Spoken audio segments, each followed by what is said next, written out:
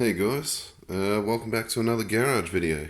In this video I'm just going to cover the story of this Supra, basically. I haven't made a video in a while because nothing's really been happening with it. I've just changed the oil and that's about it, because I've put a new exhaust on this guy. Got a nice little cannon on there, if you can just see it.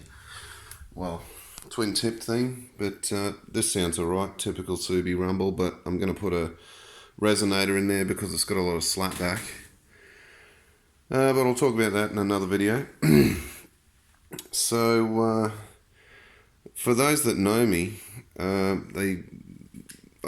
will always know that I've been a huge fan of Supras since I was about 15, and it all started when I used to get the bus home from school, actually, and I would occasionally see this Supra that was parked at this shopping centre that we'd drive past, and it was just a totally stock 199 silver thing. No idea if it was turbo or anything, and I always just thought it was a cool looking car on the way home. And then one day, in the city, on the way home from school, I stopped in at a newsagent and bought a magazine that had a picture of a very awesome Supra on the front, and it was the original top secret wide body Supra, when it was the GT car before they put the V12 in it, and I loved the look of it, and I thought it was just the best thing ever. I actually drew a picture of it when I was about 16, so but yeah, it was pretty cool. And then that just sort of solidified it for me. So I didn't get my first Supra until I had a few cars after I got my license, and then I didn't get my first Supra until I was 19, and it was a MA70, and it started life as a non-turbo manual aerotop. I ended up putting a 7M GTE Turbo A edition with a T78 on it. That I got from a front cut, and that car was awesome, but that's a whole nother story that'll take me another a whole nother video to explain. But that thing was great. I had that for 9 years, and then yeah, I went overseas. I had a few other cars in between and ended up living in Germany for a couple of years, and I came back, and I had a Focus for a while, and it got stolen, and it had a big stereo in it, which is why I've got these number plates in the first place, because I had a huge custom stereo in the back of it that made 144 decibels. Any of you that used to regular Harry's Diner in Brisbane would know the car. I was the resident DJ. It was pretty awesome sound quality, but a lot of bass. So anyway, it got stolen, and I had about 10 grand to sort of play with, or a little bit more. And I was actually in the market for a new car, obviously, and I was like, oh, I need a turbo again. So I originally was going to get a JZX 100 manual imported from Japan before they got pretty crazy with the price. So I was looking around for one of them for a while, and I was really close to importing one, nearly. And then this thing popped up on the net, and the owner was a sort of young guy. He was a bit younger than me. He probably would have been about 25. And he was desperate to sell it because he was going overseas to France to live, and he really needed the money. The car was in really rough. I went and had a look at it. And it was in pretty bad condition. It looked like it had been sitting outside for months. It was just filthy. The paint was good, but it was just dirty, and it had really shitty home job painted 17-inch fake BBS wheels on it that looked terrible. No lip, really yellow headlights, standard wing. And I ended up buying it off him. I took it for a test drive, and it ran. So it started life as a SZ manual originally, nothing really fancy. but he was the second owner in Australia, and the first owner got this engine put in, which is an Aristo 2JZ GTE, and it was all factory. Everything was completely stock. It was just imagine an RZ, but it had a 58. So basically, that's what it was. So I took it for a test drive. The clutch was just cooked. It was missing half the exhaust. It was rusted away. Like the exhaust ended, probably about this far up the car, just under there, and it was just had holes in it in the exhaust and everything, and it was just terrible. And I sort of thought about it for a week, and I said, I talked him down, and I bought, and I had 68,000 original Ks. I didn't really believe that when I was looking at the autometer, because it's quite easy to swap out, but I was like, no, it hasn't got that many. It's got to have more for sure.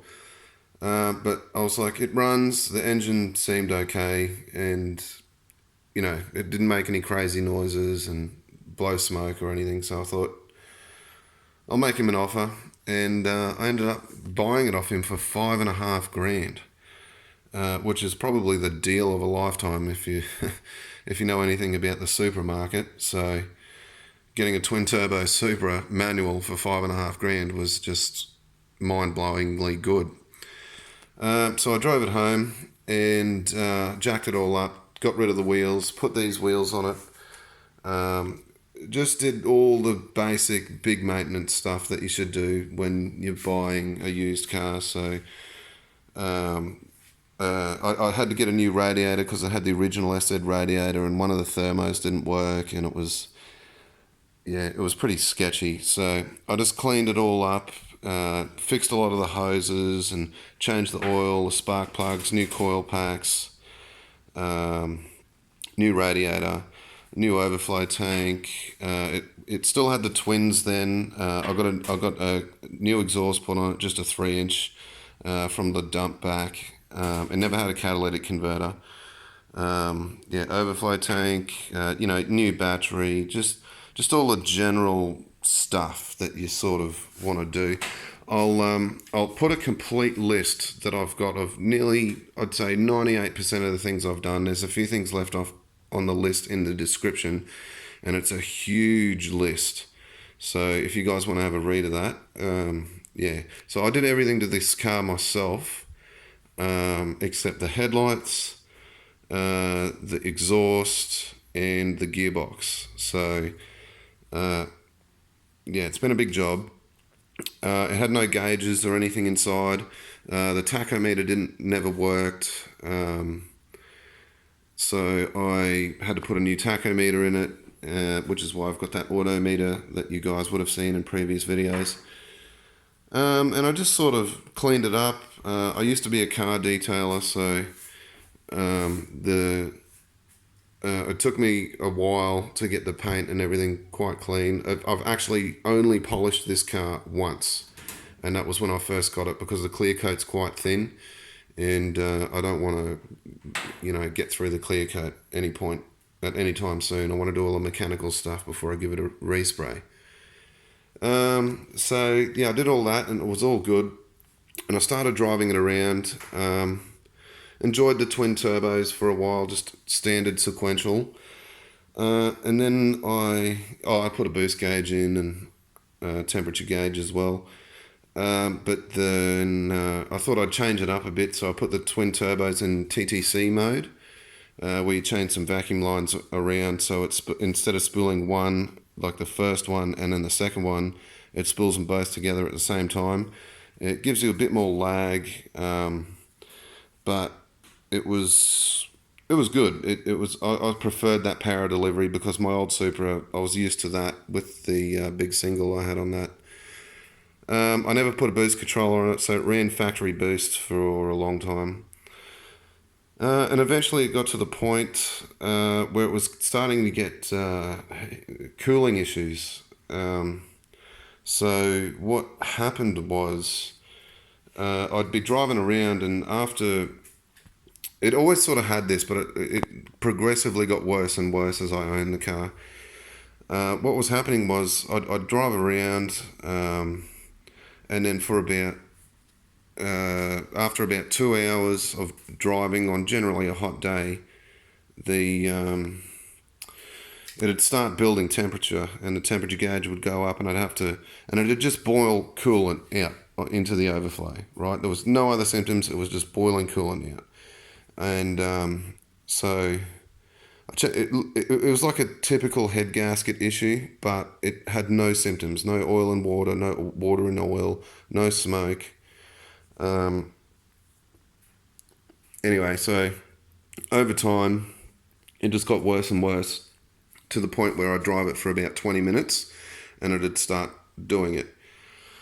So I thought, all right, there's something wrong. I can't figure it out. While I did that, I replaced the thermostat, everything, right? Like everything cooling system wise, that's the basic trial and error things that you would do to try and fix a heating issue.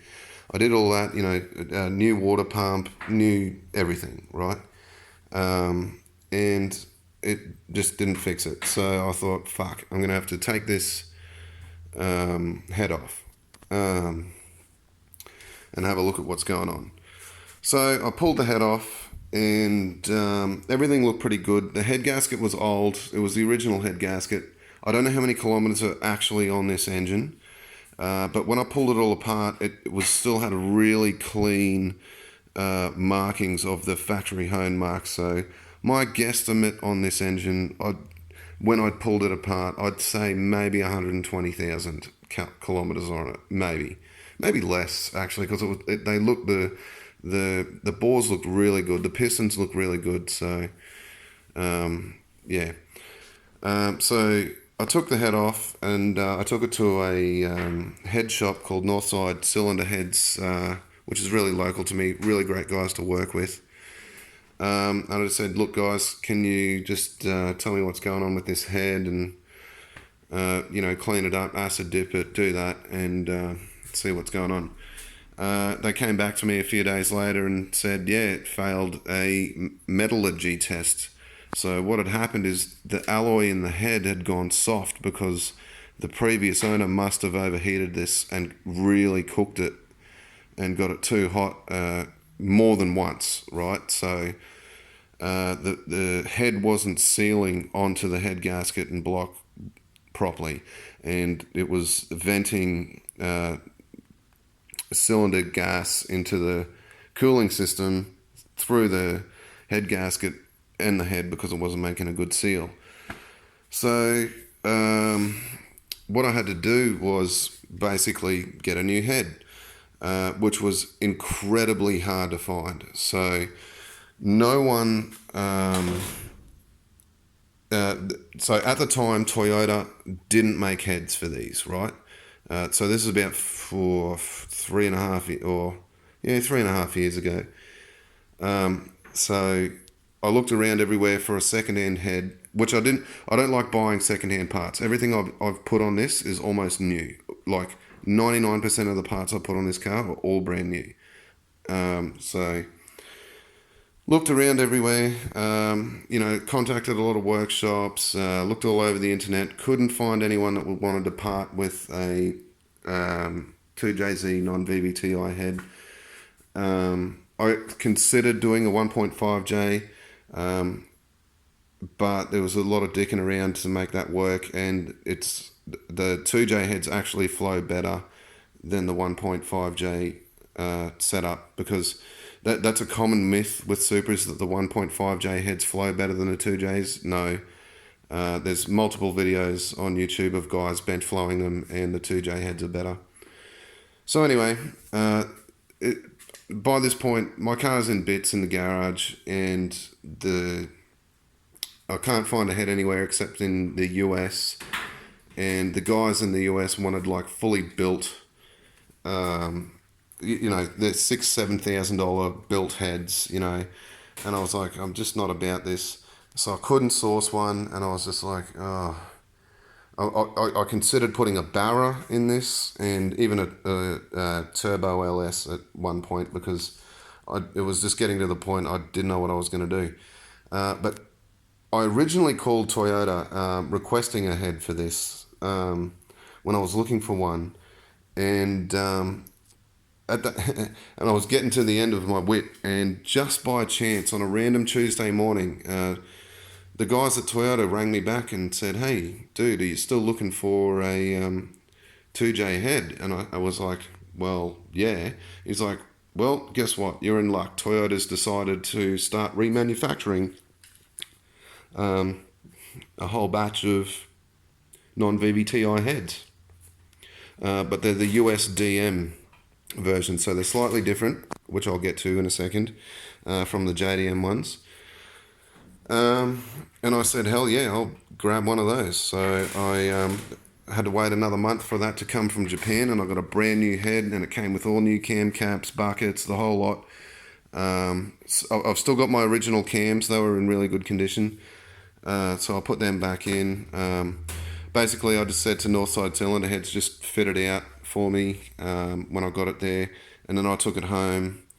I bought ARP 2000 head studs, put them in, Red Jacket eBay coils,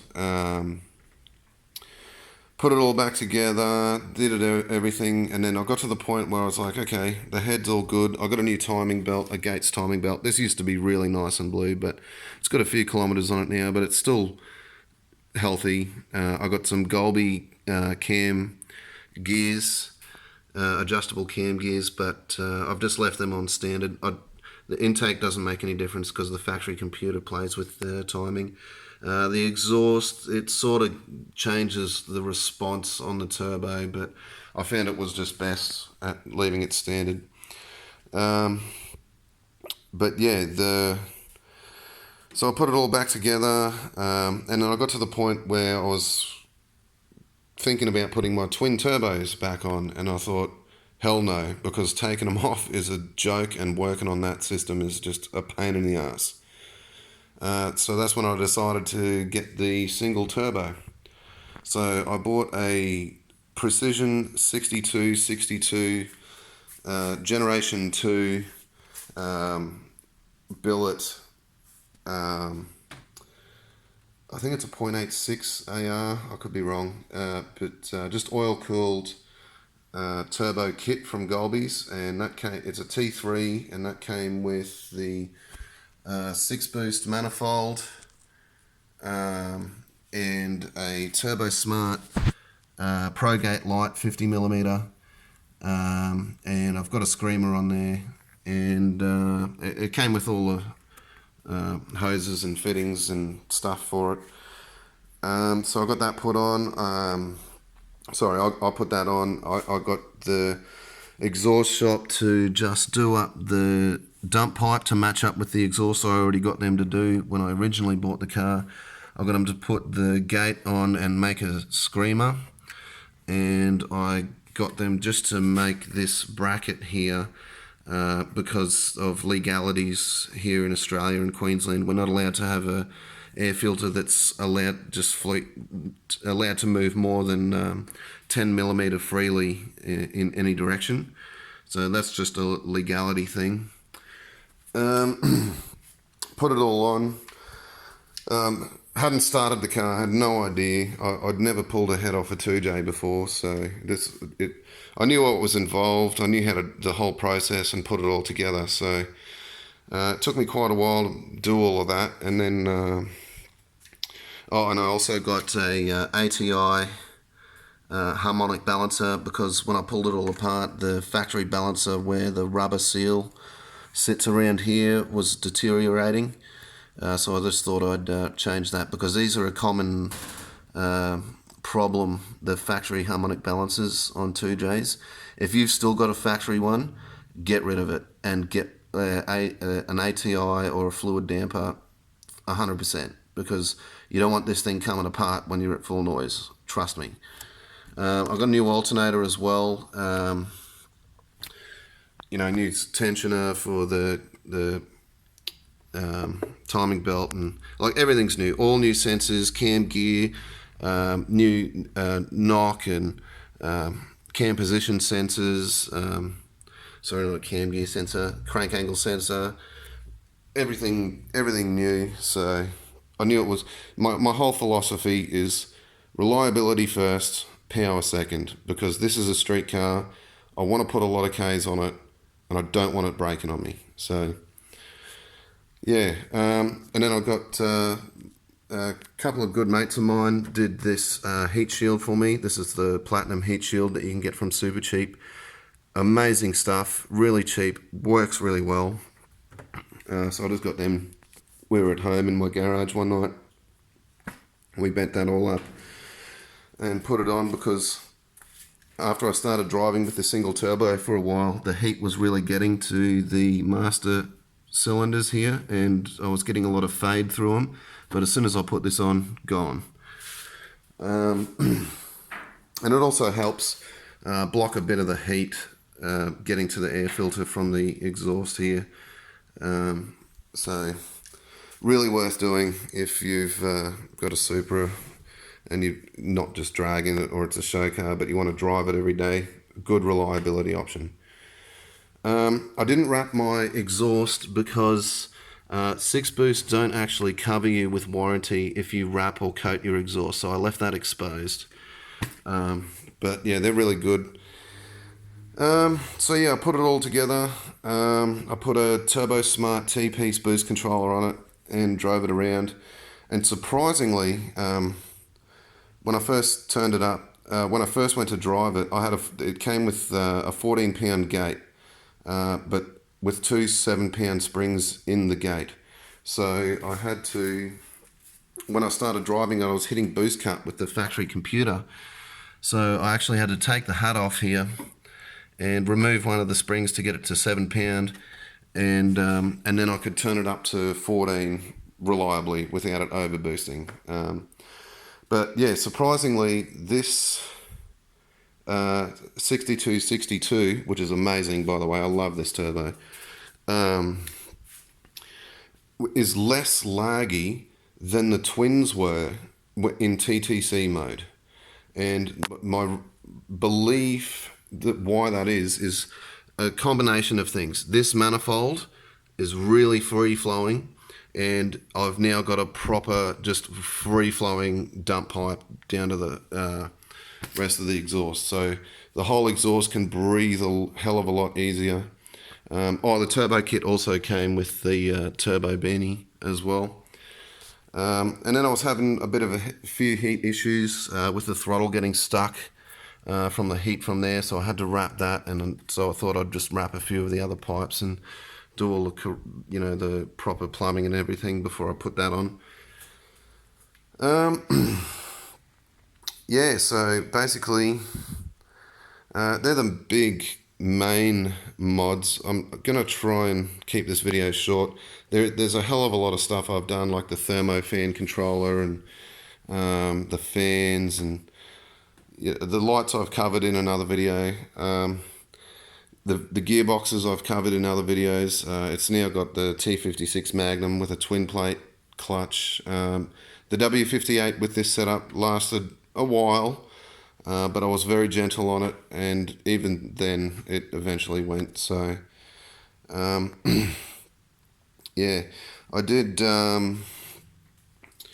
change the gauges and a few other things that you've seen in other videos. I had to get new boot carpet because the car didn't have boot carpet in it when I bought it, and it was missing, also missing interior panels, and so I sourced all that, and it didn't have an ashtray. You can't really see, that's a bit dark. I got new Supra floor mats. I've got carbon fibre door sills. I had to fix the driver's side power window regulator and replace that.